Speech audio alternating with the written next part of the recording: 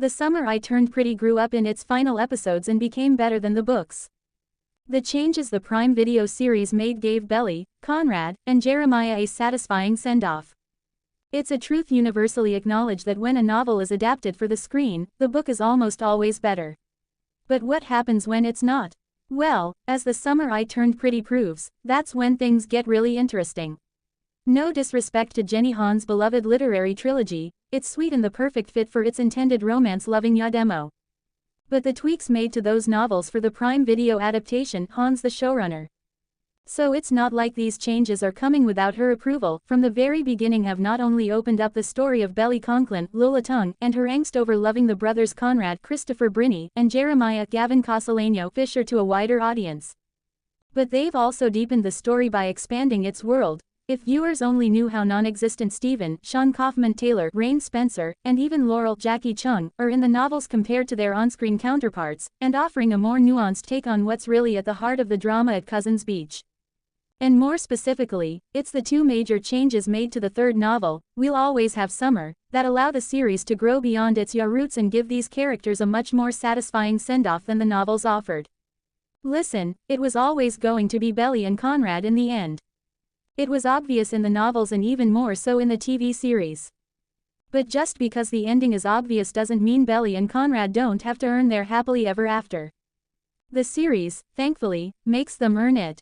In the third and final novel, the main action ends with Belly and Jerry calling off the wedding that was doomed from the jump, and then we get a short epilogue that mentions Belly's time in Paris and shows us some of Conrad's letters, and it all takes place several years in the future, on the day of Belly and Conrad's wedding. It is a major cop-out. It completely skips the most interesting part of the entire mess that Belly, Jeremiah, and Conrad have created. Do not kid yourself, they are all at fault here, which is the aftermath. Conrad declaring his love for Belly the night before her wedding to his brother and forcing Belly and Jerry to face some truths they've been attempting to bury not only implodes their three lives and their various relationships to one another, but also affects everyone in their orbit. How do all of these people react to what's happened? How does anyone recover from this? Will someone point out that this is what happens when the only two people you've had sex with are related?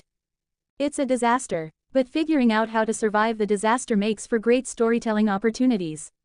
While the book gives us a few pages skimming over the highlights of this time in our main characters' lives, the TV series gives us 3 episodes of it, and it's the smartest change from page to screen the series made. Aside from giving Jackie Chung's Laurel and Rachel Blanchard's Susanna a real storyline, sending love to my queens. In these 3 final episodes, Belly is in Paris figuring out how to pronounce croissant, and also who she is without the Fisher brothers. Jeremiah is picking up the pieces and making real changes, and Conrad is, well, okay, Conrad is mostly moping, as is tradition, but eventually he finds a way to go after what he wants in a less selfish, more thoughtful way than before. The Summer I Turned Pretty was rife with tension since day one. Which brother is the best brother? And that hit its peak in season 3, as the countdown to this wedding ticked on until all hell broke loose. The 3 final episodes, then, felt like the show taking a deep breath. These were some of the best episodes of the series, because it felt like they finally gave our main trio some room to breathe and therefore room to grow. Honestly, I think the series would have benefited from spending a larger portion of the season in this section of the story and less on the wedding planning and Michael's commercials. But even in just these 3 hours, we got scenes that were very much needed if we were ever going to believe in a real Belly-Conrad reunion and healing all around. One of those scenes is a much-needed face-to-face between Conrad and Jeremiah. On paper, that relationship is actually one of the more interesting ones, even if in the series it felt half-baked, which is a shame for several reasons, but especially because the few scenes when the Fisher boys get vulnerable with one another are meaty and affecting. One such scene takes place in the closing episodes of the series, when after months the boys finally have a face-to-face conversation at their mother's grave. It's important emotionally because it gives both of them room to explain themselves to each other and the audience, and dramatically because it sets in motion a conceivable way for each to move forward without anyone getting vilified. However, the real standout scene in this trio of episodes, the one that highlights exactly why this separation from cousins was necessary for the story to develop, is, of course, Belly and Conrad's big blowout in the finale. Conrad, with a blessing, good luck, from Jerry, surprises Belly in Paris a year or so after the wedding, and the two spend an awkward day sightseeing and a boozy evening with Belly's new friends celebrating her birthday. He's no longer bashful about why he came to Paris, he loves her. Their romantic stroll home turns into a sweaty, steamy sex-a-thon in Belly's apartment. Chung and Briney's chemistry has only grown in the past 3 seasons. Afterward, however, they finally have the talk they need to have if this is ever going to actually work. It's quite a mature conversation for them in this series, examining both of their insecurities in this relationship and, most importantly, finally acknowledging that their grief over Susanna's death has informed a lot of their decision-making and they can't ignore that. For their relationship to ever work, Belly had to hear that the fact that Susanna wanted these two to get together, that woman had issues, yeah I said it. Closing parenthesis. Has nothing to do with why Conrad loves her. She needs to hear how sure he is in order to examine her own feelings more clearly. I mean, is it insane that she examines those feelings for all of 15 seconds before she realizes she really loves him and makes her big rom-com run through Paris and onto that train to Brussels to tell him that every version of her would choose him? Yes, the show could have used one more episode to let Belly figure out her feelings. But was it also insanely romantic? Hell yes. The other big change from page to screen that really makes the series work has to do with Jeremiah. Oh, the character assassination that happens to this guy in the 3rd novel. The reveal that Jeremiah always knew about the emotional affair going on between Belly and Conrad since they met up in Cousins over Christmas was exactly the kind of wrinkle his character and his relationship needed for some added depth to the situation. The series never uses this as an excuse for having sex with someone else in Cabo. I agree with Taylor, straight talker extraordinaire, that they were technically on a break, but it does make it easier to empathize with him. His issues being the second son and always compared to his perfect older brother run deep, so you can understand how the knowledge would make him spiral into bad choices. And while not easy, it also makes it easier for him to forgive, since once he's honest with himself, he can admit that he always knew Belly and Conrad would choose each other.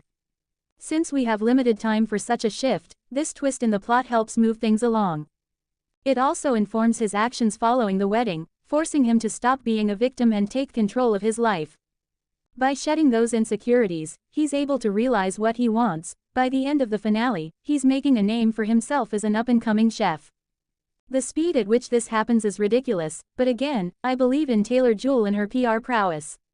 Having a much mentally healthier Jeremiah fall for Denise Isabella Briggs, someone who knows him outside of being Conrad's brother and who, frankly, finds Conrad's brooding annoying, is also a nice nod to him moving past his second son hang-ups. Since the finale of The Summer I Turned Pretty aired and a very much in love Belly and Conrad returned to Cousins hand in hand, it's been announced that Belly's story isn't over yet. There will be a movie to really wrap things up. It certainly feels unnecessary and like fan service for those hungry for a Belly-Conrad wedding. I mean, I'll obviously watch it, I'm not psychotic. Still, the series as a whole deserves praise for the satisfying way it concluded, even if it's not really the end. The final season, but especially the last 3 episodes, seem to say that the point of this whole exercise isn't actually about who Belly chooses, but rather about all 3 of these people growing up. It took the conflict and implosion of this bizarre, intense love triangle for that to happen. In the aftermath, we watch as Jeremiah learns how to take responsibility for his choices, Conrad figures out how to be brave, and Belly gains confidence in who she is and is therefore able to trust her feelings. It's easy to write off a show like The Summer I Turned Pretty as silly, and it definitely is that at times. The title itself, that she willingly goes by the name Belly, I could go on, but the final season delivered a fitting and surprisingly mature conclusion to a coming-of-age story. There's nothing silly about that. Everything to know about The Summer I Turned Pretty, the movie. It turns out the series finale episode wasn't the end of Amazon's hit series. Warning: the following contains spoilers for The Summer I Turned Pretty, both the TV series and the books. Read at your own risk. And they lived happily ever after. Or did they? Even though The Summer I Turned Pretty aired its series finale with Belly, Lola Tung, and Conrad Christopher Briney returning hand in hand to Cousins Beach after a trace romantic reunion in Paris, there's apparently still more to the story of Belly, Conrad, Jeremiah, Gavin Casalegno, and the other folks from Cousins Beach remaining to be told. Fortunately, we know the rest of the story is coming, in the form of a surprise movie that's going to cap everything off. It's huge news for the rabid fanbase that has made The Summer I Turned Pretty into one of Amazon Prime Video's biggest hits. Let's see what we know about the newly announced film thus far. When is The Summer I Turned Pretty movie going to be released? No timetable for the finale movie has been revealed, but The Summer I Turned Pretty author co-showrunner Jenny Han is not in any particular hurry. I don't know when it will be out, but I don't think it's safe to say next year because we haven't filmed it yet, Han told Variety.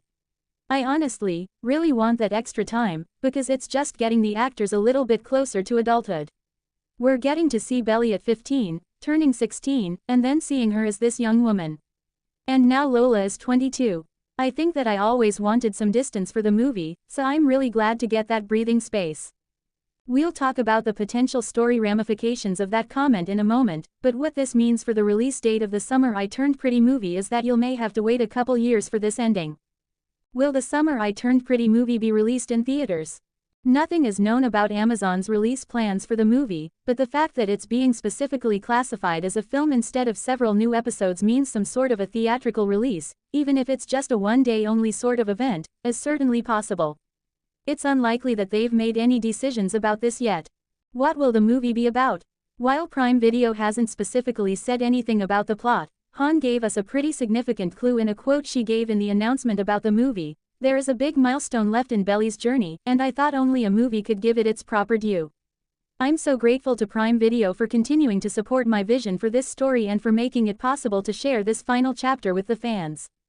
While the book series ended with Conrad and Belly getting married, the show simply ended with the pair getting back together in France and restarting their relationship. That means Han is almost certainly telling us that Belly and Connie's wedding will be the focus of the movie, since that's Belly's only remaining milestone that was in the novels but not the show. That said, the wedding probably won't go exactly the way you might think, since the epilogue of the third novel doesn't have enough content to support a movie's worth of storytelling. Jenny Han, who will direct the film as well as co-write it, will certainly need to expand this part of the story for the movie, but it's tough to guess what exactly that will involve. But we do know one major thing. There will be a big time skip, of at least a year, between the series finale and the movie, as Han seems to want the actors to be the same age in the movie as they are in real life when they shoot it, and star Lola Tung is still a year younger than Belly is in the book's epilogue. The Summer I Turned Pretty movie cast and crew.